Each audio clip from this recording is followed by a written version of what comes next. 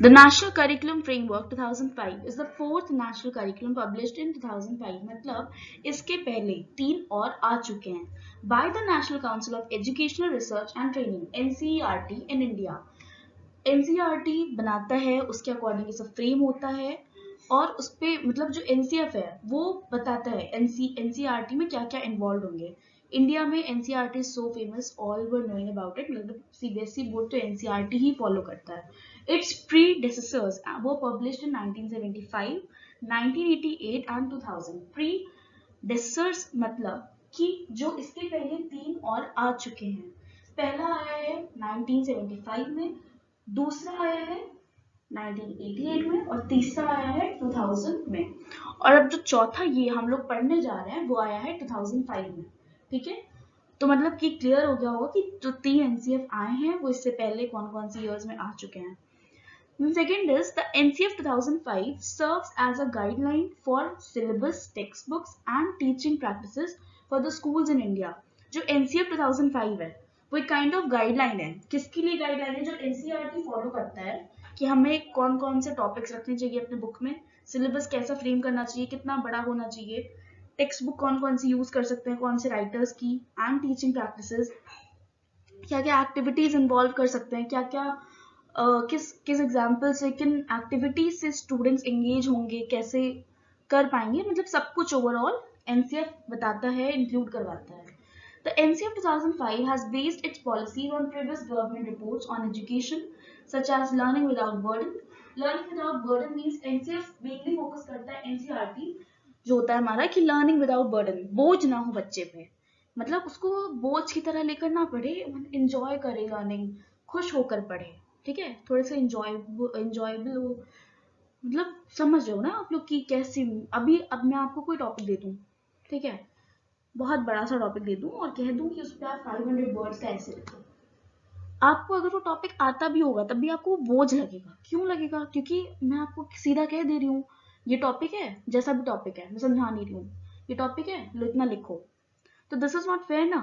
तो यही चीज लर्निंग विदाउट बर्डन, बच्चों के ऊपर से बोझ की तरह नहीं, इसको हटाकर थोड़ा सा इंजॉयबल बना के, मतलब एक माहौल क्रिएट करके उनको पढ़ाते हैं तो उससे उनको अच्छे से समझ में भी आता है. And national policy of education NPE के through 1986 and 1992 and focuses group discussion. NPE की भी गाइडलाइंस फॉलो होती हैं और मेनली ग्रुप डिस्कशन ऐसी एक्टिविटीज इन्वॉल्व की जाती हैं for the betterment of children, अच्छे से उन्हें टॉपिक क्लियर हो जाए. ग्रुप डिस्कशन में क्या होता है कि सबको टॉपिक पता होता है, अपने अपने व्यूज रखते हैं, पॉइंट ऑफ व्यूज रखते हैं कि क्या हमारा सोच, क्या विचार है, क्या भी जो भी है. तो इससे क्या होता है, इनको टीचर को आइडिया लग जाता है कि कितना इस बच्चे को नॉलेज है इस टॉपिक के बारे में. The subjects of NCF 2005 include all educational institutions in India. जो NCF के सब्जेक्ट्स हैं वो सारे इंस्टीट्यूशंस उसको मतलब इंडिया के हैं, सब कवर होते हैं. A number of its recommendations, जो रिकमेंडेशंस है for examples focus on rural schools, focus on rural schools, mainly focus करते हैं यहाँ पे रूरल स्कूल्स में. The syllabus and the textbook based on it are being used for all the CBSE schools and multiple state schools. जो भी NCF के through इनको syllabus, text book provide की जाती है, ठीक है, ये CBSE तो यूज करता ही करता है, बल्कि और भी जो मतलब मल्टीपल स्टेट्स हैं उनके मल्टीपल बोर्ड्स हैं अलग अलग डिफरेंट, तो वो सब यूज करते हैं. ठीक है, then come to the next slide, that is what are the perspective of NCF 2005, कि मतलब क्या पर्सपेक्टिव है, कैसा इनका, क्या ये सोच के मतलब सोचते हैं, कैसा ये बोलना चाहते हैं, क्या करवाना चाहते हैं. तो shift first is to shift learning from rote method. Rote method होता है रट्टाफिकेशन, कि बच्चा रट रहा है समझ नहीं रहा है. तो एक टाइम पे क्या होगा, जब वो क्लास जैसे फोर्थ से वो फिफ्थ में आया, फिफ्थ क्लास में आया, तो फोर्थ की उसको इतनी बेसिक नॉलेजेस वो भूल जाएगा, मतलब जो भी उसने बेसिक्स पढ़े होंगे उस चैप्टर से वो रिलेट नहीं कर पाएगा. क्यों? क्योंकि उसने रेक्टिफिकेशन किया है, तो ये उसको हटाना चाहते हैं. Second is connecting knowledge to life outside the school, कि मतलब बाहर बाहर की दुनिया से रिलेट करके प्रैक्टिकल वर्ल्ड में, मतलब बच्चे को बैठाकर समझाकर रिलेट करके उसे समझाना, जिससे उसको लाइफ टाइम वो चीज याद रहे. Third is to integrate examination into classroom learning and make it more flexible. मतलब एग्जामिनेशन इंटीग्रेट करवाओ, क्लास में ही क्लासरूम लर्निंग जो भी हो रहा है, और उसको थोड़ा सा फ्लेक्सिबिलिटी लेके आओ, मतलब पैटर्न्स चेंज करो, उसमें एमसीक्यूज डालो, ऑब्जेक्टिव टाइप क्वेश्चंस डालो सब्जेक्टिव के साथ साथ। इससे थोड़ा सा बच्चे इंटरेस्ट लेंगे, कुछ एक्टिविटीज दे दो, उसके बेस पर क्वेश्चंस दे दो, तो वो रोट मेथड जो होगा वो हटेगा, वो समझ कर प्रैक्टिकली सोच कर अपने पॉइंट्स लिखेंगे। Fourth is to enrich the curriculum so that it goes beyond textbooks. मतलब करिकुलम ऐसा हो कि टेक्स्ट बुक के बाहर की दुनिया से रिलेट करके पढ़ा सके, उन्हें नॉलेज हो, सिर्फ बुकिश नॉलेज ना हो कि बुक का पढ़ लिया, समझ लिया, एग्जाम दे दिया, पास हो गए। नो, बाहर की दुनिया से, बाहर के वर्ल्ड से प्रैक्टिकली उन्हें सोच कर समझ कर अपने व्यूज रखें। ठीक है। The fifth point is nurturing an overriding identity informed by caring concerns within the democratic polity of the country. मतलब नर्चर करना कि जो भी उनकी आइडेंटिटी है, जो भी है, उसको एनहांस करना, उसको और बढ़ाना। देन ये मेनली किस पे फोकस किए हैं, मतलब एनसीएफ 2005 ने मेनली कौन कौन सी चीजों पे फोकस किया है वो पढ़ेंगे। Learning without burden to make learning a joyful experience. पहले बताया था लर्निंग विदाउट बर्डन एक बहुत ही की पॉइंट है इसका पूरे का, कि बच्चे के ऊपर से बोझ हटाना है, उनको यही नहीं महसूस करवाना है कि नहीं ये मतलब बर्डन है तुम्हारे लिए, इसको करना ही करना है। नो, उसको ऐसा पढ़ाना है कि वो खुल के हैप्पी मूड से पढ़े, बिल्कुल जॉयफुल एक्सपीरियंस। अंडरस्टैंडिंग में जॉयफुल एक्सपीरियंस मतलब खुशी मिजाज से, and move away from text book to be a basis for examination and to remove stress from children. और टेक्स्ट बुक से हटके, जैसे अब बाहर के आप एग्जांपल्स दोगे, like you are teaching a child about the environmental studies, EVS, ठीक है, ईवीएस पढ़ा रहे हो, ईवीएस में आप एनवायरमेंट से रिलेटेड चीजें एग्जांपल्स दे दे के, पूछ कर, बता कर, उन्हें रिलेट करके जब पढ़ाओगे तो उन्हें बहुत अच्छे से समझ में आएगा, rather than the text books में जो भी एग्जाम्पल्स वो दिए होंगे, उसे उन्हें लगेगा यही पढ़ना है। पर जब बाहर से पढ़ाओगे तो लगेगा कि ये सब लिख सकते हैं एनवायरमेंट से related. Then to remove stress from children, और एक तरह से जब वो बाहर से रिलेट कर पाएंगे, जो डेली वो देख रहे हैं, सुन रहे हैं, समझ रहे हैं, वो उन्हें ज्यादा अच्छे से पता है, तो एक काइंड ऑफ स्ट्रेस नहीं रहेगा कि नहीं मुझे सिर्फ बुक का ही याद करना है। एक उनके ऊपर ये रहेगा कि नहीं मैं बाहर का भी करके पढ़ सकता हूँ, खुद के भी व्यूज लिख सकता हूँ। ठीक है, तो पहला तो ये हो गया। Then second is it recommended major changes in the design of syllabus. मतलब एनसीएफ ने ये भी बोला कि जो आप लोग का सिलेबस है वो बहुत ही मतलब एक ही काइंड ऑफ चला आ रहा है, इसको थोड़ा सा फ्लेक्सिबल करो, चेंजेस लाओ इसमें, इसका डिजाइन का पैटर्न चेंज करो, वो करवाया। Then third is to develop a sense of self reliance and dignity of the individual which would for the basis of social relationship and would develop a sense of non-violence and oneness across the society. मतलब एक मतलब sense of self Reliance हो कि वो खुद के time ले, अपने बारे में सोचें, अपने बारे में जानें, and dignity of the individual, क्या उनकी डिग्निटी है, क्या उनकी पहचान है। ठीक, इसकी वजह से क्या होगा, तो उनको सोशल रिलेशनशिप्स बनाने में हेल्प मिलेगी। ठीक, वो थोड़ा सा इंट्रोवर्ट काइंड से हट के एक्सट्रोवर्ट बनेंगे। सेंस ऑफ नॉन वायलेंस आएगा कि मतलब वायलेंस बहुत खराब चीज है for living in a society, we have to be non violent person. ठीक है, and oneness across the society, और एक काइंड ऑफ वननेस क्रिएट करेंगे। अगर उनके माइंड में ये रख देंगे कि ये नहीं, ये कौम बहुत बुरी है, ये कौम अच्छी है, ये ऐसी है वैसी है, तो उनके में ये रहेगा नहीं नहीं ये लोग अलग हैं, हम लोग से अलग हैं। तो वो अलग वाली चीज नहीं लानी है ना, उनको एक वननेस, एक यूनिटी वाला माहौल क्रिएट करना है, उन्हें वैसे बताना है। Then the fourth is to develop a child-centered approach and to promote universal enrollment and retention up to the age of 14. Means एक child-centered approach जो होता है, child-centered होना चाहिए, teacher-centered नहीं, कि मतलब बच्चा पूरा पूरा बच्चे के ऊपर डिपेंड होना चाहिए, बच्चा जैसा पढ़ना चाह रहा है उससे पूछो, एक्टिविटीज करवाओ, उसके अकॉर्डिंग उन्हें समझाओ, उनके लिए अप्रोचेस लो, अलग अलग स्टेप्स लो, वो कैसे समझ पा रहे हैं, and to promote universal enrolment, retention, और एक काइंड ऑफ यूनिवर्सल एनरोलमेंट आएगा इसमें, कब तक, कौन सी एज तक, 14 तक ऐसे करना चाहिए। इससे बच्चे मतलब इंटरेस्ट लेते हैं पढ़ाई में और क्लास थोड़ी सी इंटरेक्टिव हो जाती है। Then fifth point is to inculcate the feeling of oneness. Oneness मतलब यूनिटी लाना सबके अंदर, एकता, democracy and unity in the students. Oneness मतलब एक साथ रहें सब, डेमोक्रेसी डेमोक्रेटिक कंट्री है ये सब बताएं, यूनिटी आए स्टूडेंट्स में. The curriculum is enabled to strengthen our national identity and to enable the new generation re-evaluate. और हमारा करिकुलम ऐसा होना चाहिए कि जो हमारी मतलब नेशनल आइडेंटिटी है वो स्टेबल हो, वो बढ़े. ठीक है, जो आगे कमिंग जनरेशन है वो इसे सीख पाए, उन्हें नॉलेज मिल पाए. Then the sixth point is J.P. Nayak has described equality, quality and quantity as the exclusive triangle for Indian education. एक यहाँ पे J.P. नायक थे जिन्होंने ट्राइंगल बनाया था. किसका? इक्वालिटी. इक्वालिटी मतलब सारे स्टूडेंट्स में क्या होनी चाहिए? इक्वालिटी होनी चाहिए, सबको इक्वल अपॉर्चुनिटी मिलनी चाहिए. क्वालिटी होनी चाहिए मतलब कि जो हमारे टीचर्स होते हैं, एजुकेटर्स होते हैं, वो ऐसे ही ना हो, वो कोई अच्छा प्रोग्राम, ट्रेनिंग, प्रोफेशनल डिग्री लेकर आए हो और एक kind of quality education provide कर सकें. देन कम्स क्वांटिटी, कितना प्रोवाइड करना है. ये नहीं कि आप जितना उनका लिमिट है उससे ज्यादा आप उन्हें मगअप कर दो, तो they try to mug up all the things, भर दोगे तो. क्वांटिटी एक लिमिट होना चाहिए लेसन प्लान में कि हाँ इतना ही पढ़ाना है, इतना ही एक्सप्लेन करना है, यहाँ तक बच्चा करेगा, उसके बाद वो ध्यान नहीं देगा. तो ये चीज टीचर को पता होनी चाहिए. तो उन्होंने एक ट्राइंगल ऐसा क्रिएट करके ये एक्सप्लेन करना चाहा और चाहा कि इंडियन एजुकेशन ये चीज फॉलो हो. ठीक है. Then the seventh point is with respect to social context. NCM 2005 has ensured that irrespective of caste, creed, religion and sex, all are provided with a standard curriculum. मतलब जो NCM 2005 है उसने बोला कि ये ना हो एजुकेशन में कि जो डिफरेंट कास्ट का हो.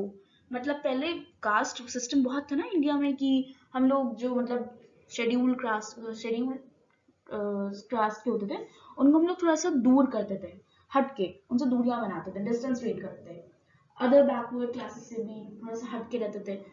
ठीक है, तो भाई जो ओबीसी और जनरल ये सब बना है कास्ट सिस्टम के बेसिस पे ही बना है, तो वो चीज एजुकेशन में नहीं होनी चाहिए. रिलीजन के बेसिस पे हमें नहीं, सेक्स के बेसिस पे नहीं हटाना चाहिए. जो एजुकेशन है वो सबको प्रॉपर एक स्टैंडर्ड करिकुलम जैसा बना है उस तरह प्रोवाइड करनी चाहिए. Then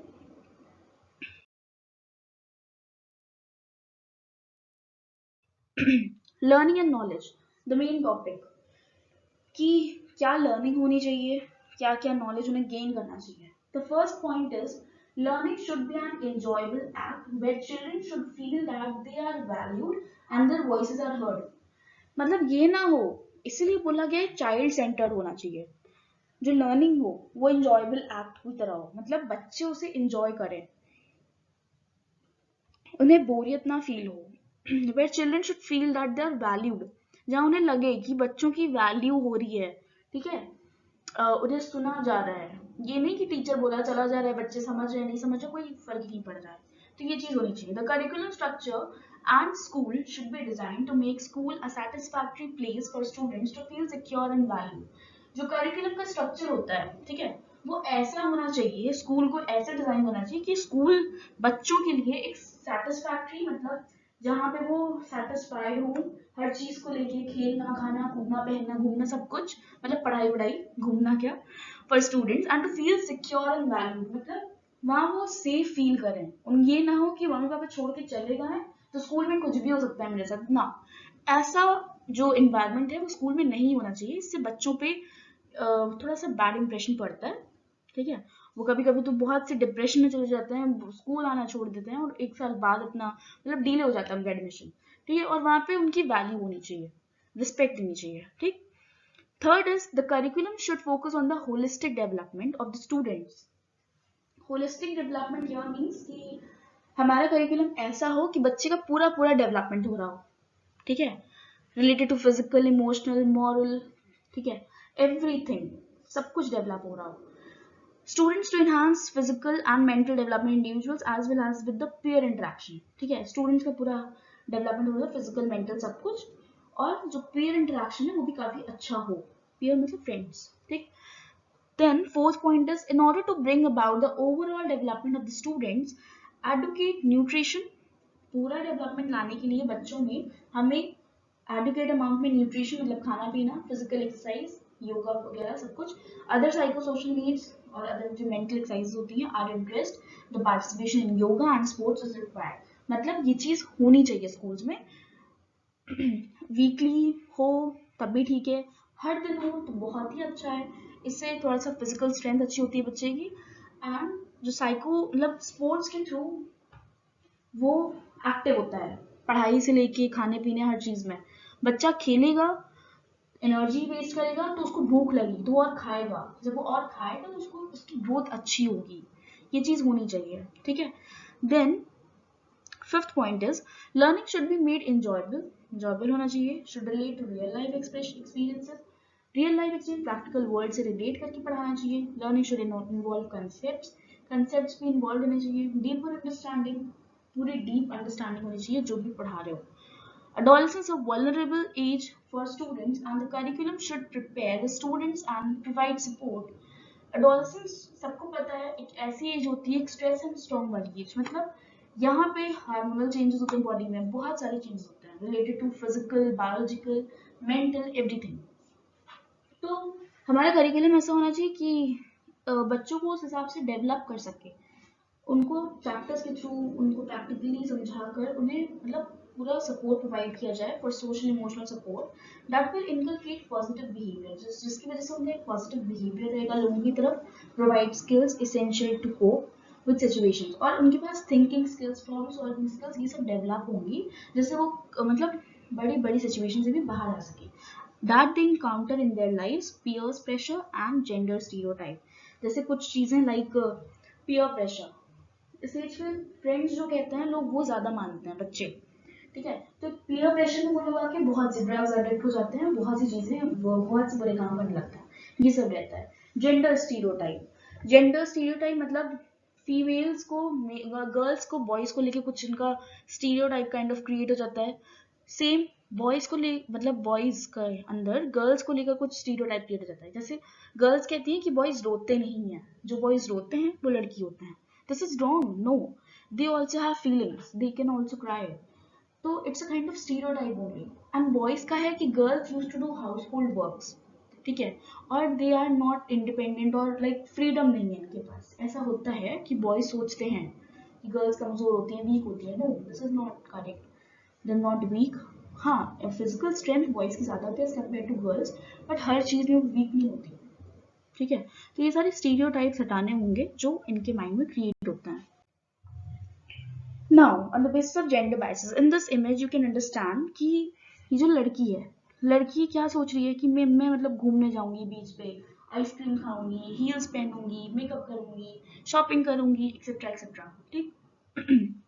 whereas boy in the first image the boy is thinking about he'll travel, we go with aeroplane, ठीक, घूमने जाएगा, ड्रिंक करेगा, गेम्स खेलेगा, टाई शर्ट ये सब इसके लिए बनी, ये पहनेगा, फोन चलाएगा, ठीक है, खूब सारे पैसे कमाएगा, ये सब सोच रहा है। तो देखा ना थिंकिंग में कितना असर पड़ रहा है, ठीक है। तो यही काइंड ऑफ स्टीरियोटाइप फेज होता है कि आप क्या सोच रहे हो, कैसा सोच रहे हो, क्या क्या देख कर आपके आसपास ऐसा इन्वायरमेंट रहता है कि गर्ल्स उसी तरह सोचने लगती हैं और बॉयज भी सिमिलरली, और जैसे पापा वापा को देखते हैं, किसको भी देखते हैं उसको इसके अकॉर्डिंग सोचते हैं।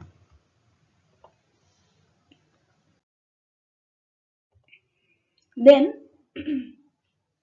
हम लोगों ने क्या पॉलिसी मतलब approach to gender sensitisation, what policy we have approach towards gender sensitisation, इसमें क्या है, presently the policy with regards to the school curriculum is the national curriculum framework 2005, जो पॉलिसी एनसीएफ 2005 के अकॉर्डिंग ली गई है वो क्या है कि the NCF 2005 was also produced under the aegis of NCERT by a national steering committee chaired by Professor Yashpal and 21 national focus groups.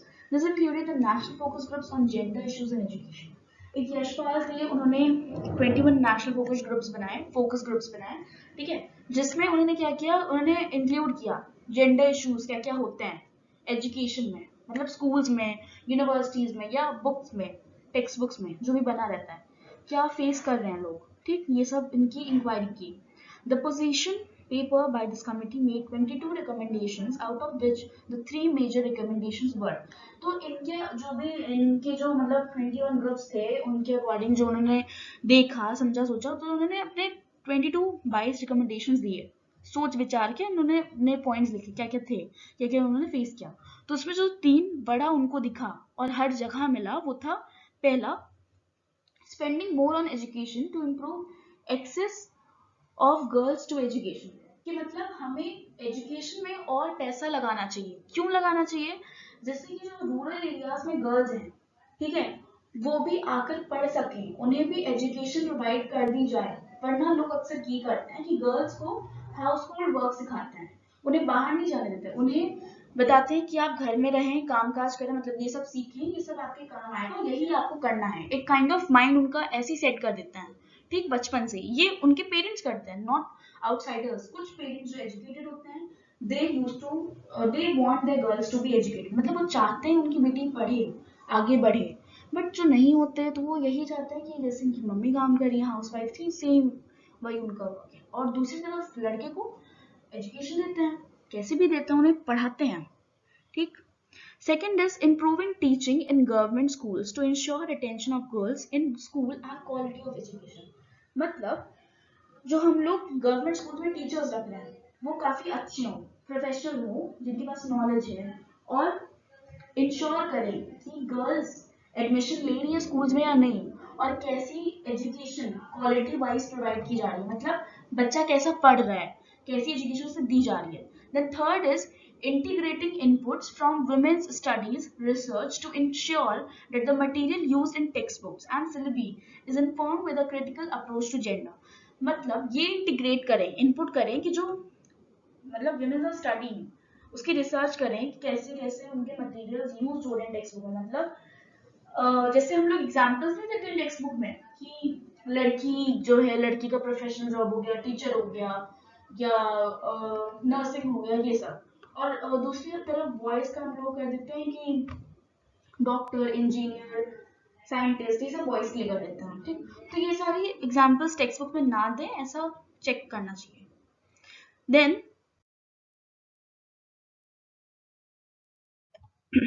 NCF 2004 is followed by the framing.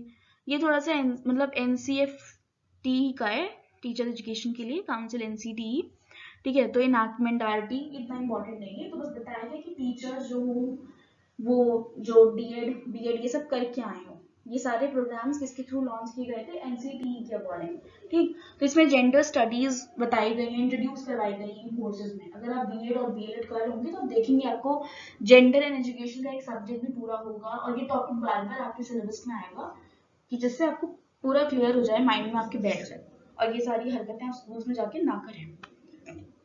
Then need क्या थे for gender studies in school curriculum?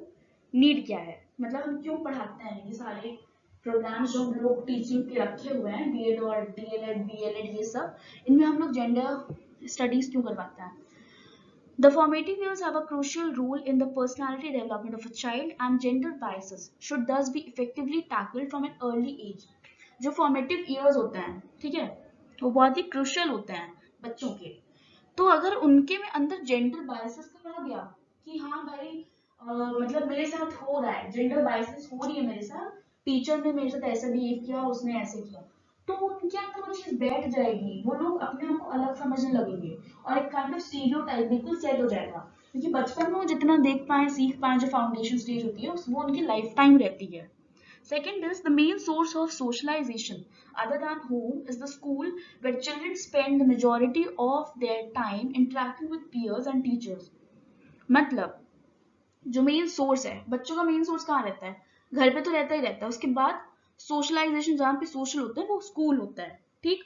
जहाँ पे अपना ज्यादा से ज्यादा time interacting with peers, friends, लोगों से मतलब दोस्तों से इंटरेक्ट कर रहे हैं, टीचर से इंटरेक्ट कर रहे हैं, ठीक। तो how gender differences arise in a central question for psychology, and has been proven that both nature and nurture contribute towards this difference. तो वहां पे अगर जैसे उनके दोस्तों ने बता दिया कि भाई ये लड़की है, इससे दूर रहो, बात नहीं करते, लड़के लड़कियों से बातें नहीं करते, या कुछ भी, या लड़के रोते नहीं है, ये बहुत कॉमन एग्जाम्पल है। तो अगर उनके में बोल दिया, बैठा दिया, तो बच्चा मतलब वो लड़का बचपन से समझ जाएगा नहीं भाई मैं तो लड़का हूँ, मैं नहीं रोऊंगा, भले वो इमोशनली कितना हर्ट हो, वो रोता नहीं है फिर। तो ये चीज अंदर डिप्रेशन या मतलब उसे हर्ट करने लगती है, बहुत अग्रेसिव हो जाता है बड़ा होके। Then third is, it is hence crucial to inculcate gender studies at the primary level of schooling to diminish the implications of gender stereotyping and sexuality at the earliest stage possible. This would lead to conducive environment for inclusive education and also empower students to challenge patriarchal norms and break away from gender prejudices and biases. अच्छा, मतलब बाइस खत्म करने ये gender prejudices जो भी थे सब खत्म होगा, इस वजह से स्कूल करिकुलम में जेंडर स्टडीज इन्वॉल्व की जाती हैं।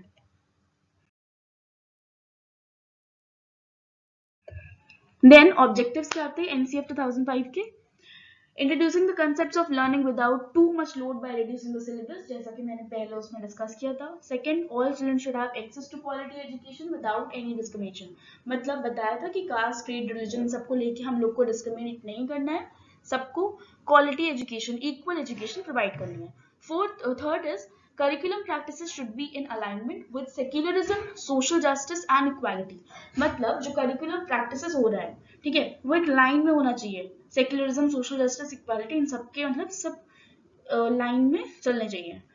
Fourth is strengthening a national education system in the society, मतलब जो हमारा नेशनल एजुकेशन सिस्टम है उसको और बढ़ाएं, खत्म ना हो और बढ़े।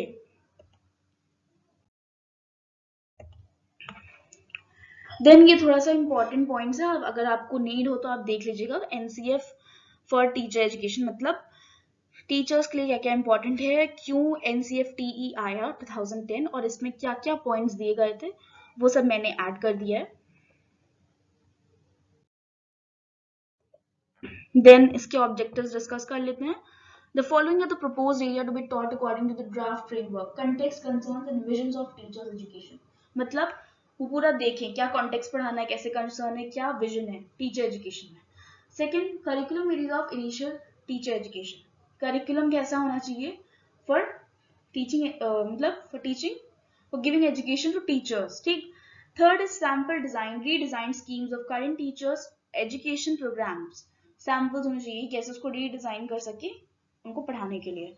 Fourth is in service education and continuous professional development. Fifth is preparing teacher educators, कि हम लोग कैसे टीचर्स एजुकेटर्स को प्रिपेयर करते हैं, कैसे उन्हें मतलब बनाते हैं, कैसे उन्हें प्रोफेशनली ट्रेन करते हैं, जिससे वो स्कूल्स और कॉलेजेस यूनिवर्सिटीज में जाकर अच्छे से अपनी नॉलेज स्प्रेड कर पाए, पढ़ा सके, उनके अंदर कोई ऐसा जेंडर बायसनेस ना हो। अगर टीचर ही ऐसा रहेगा स्टूडेंट्स में तो आएगा, then students feel insecure in class.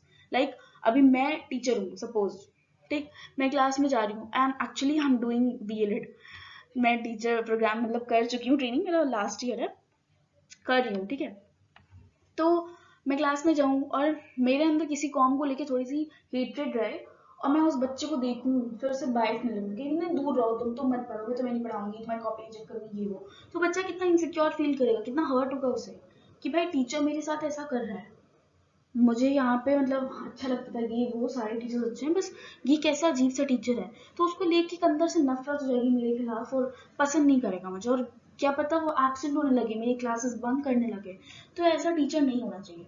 Teacher should be like क्या कहते हैं उसे, मतलब निष्पक्ष होना चाहिए, किसी की तरफ झुका हुआ नहीं होना चाहिए, ठीक है।